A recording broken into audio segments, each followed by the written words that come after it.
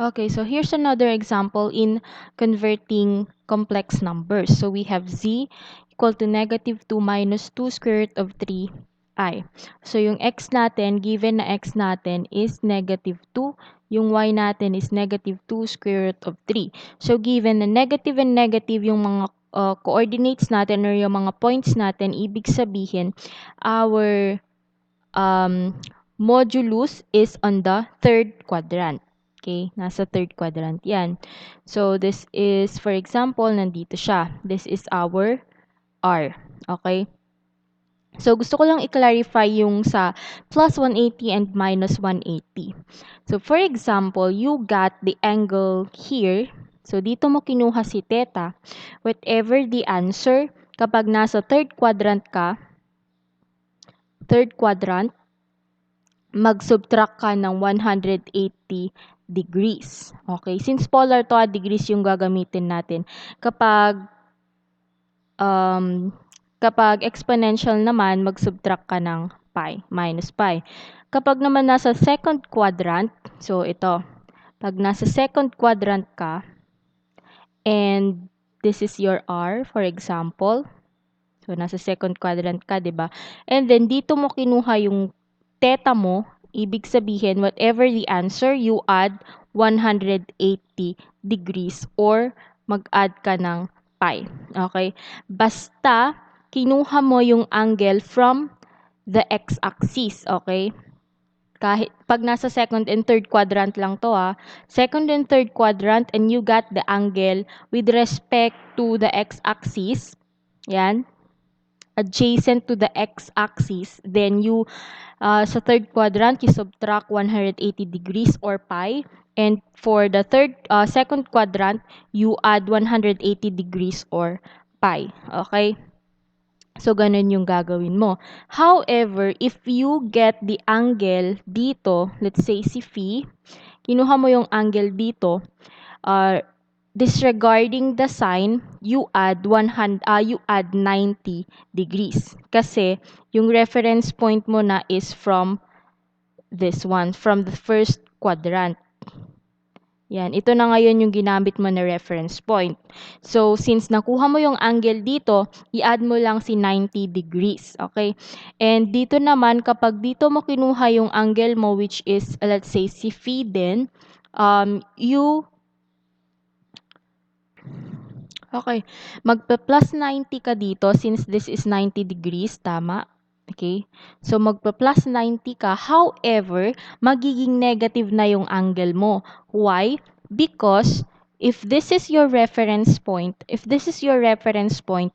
kapag nag-clockwise ka ng rotation mo, ng pagsukat ng angle mo, ibig sabihin magne-negative ka. Kasi from 0 to negative 270 degrees. Okay? So, this is 360, di ba? So, magiging negative na yung angle mo dito sa part na to. On the other hand naman dito, kaya dinisregard mo yung negative na sign dito, it's because this is your reference point and you measured the angle the way it is usually measured, which is counterclockwise. Okay? That's why positive yung angle mo dito, and dito naman, magiging negative kasi you measured the angle clockwise, which is not usually how we measure angles. Okay? So, sana clear yon sa inyo. Okay, so let's proceed in the conversion of this one into polar form. So, compute muna natin si R. This is equal to the square root of -2 squared plus -2 square root of 3 quantity squared. So, our R is equal to square root of 4 plus, this is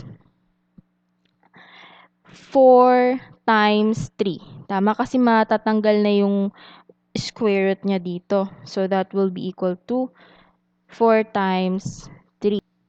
And then, we simplify further. R is equal to 4 plus 12. That is 16. And the square root of 16 is equal to 4. So, this is our value for our modulus. Now, let's solve for the theta. Theta is equal to tangent -1. And Ito yung susundin natin na kasi negative, nasa third quadrant tayo. So, we measure the angle here, dito.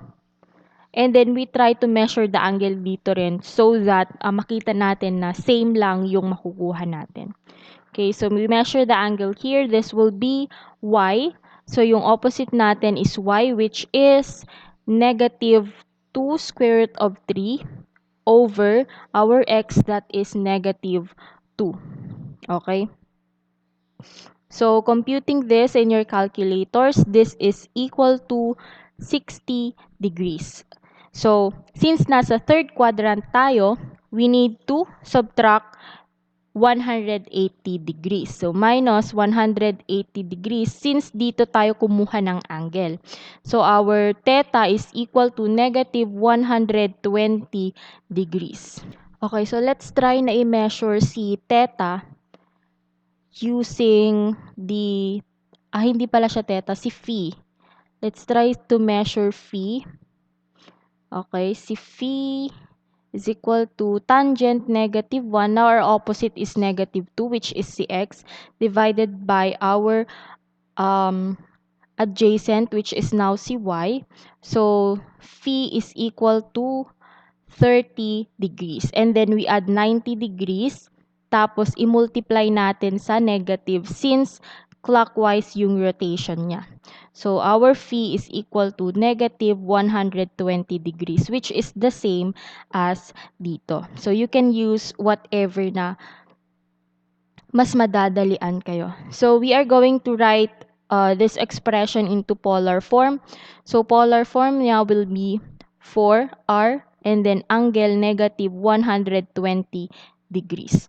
So, that is the conversion of the complex number negative 2 minus 2 square root of 3i in polar form. So, let's try naman to convert it in trigonometric form. Given yung r natin na compute natin kanina is 4 and then our theta is negative 120 degrees. Okay? So, our z is equal to 4. CIS negative 120 degrees. Or z is equal to 4 times cosine negative 120 degrees plus I sine negative 120 degrees. Okay? And then, let's try to convert din to into, wala na pala. Polar trigonometric. And let's try to convert it to exponential na din. Exponential form. So, this will be given tayo ng r is equal to 4 and then theta is equal to negative 120 degrees. So, i-convert natin si theta into radians. So, this will be equal to 120 degrees tapos pi. So, this will cancel.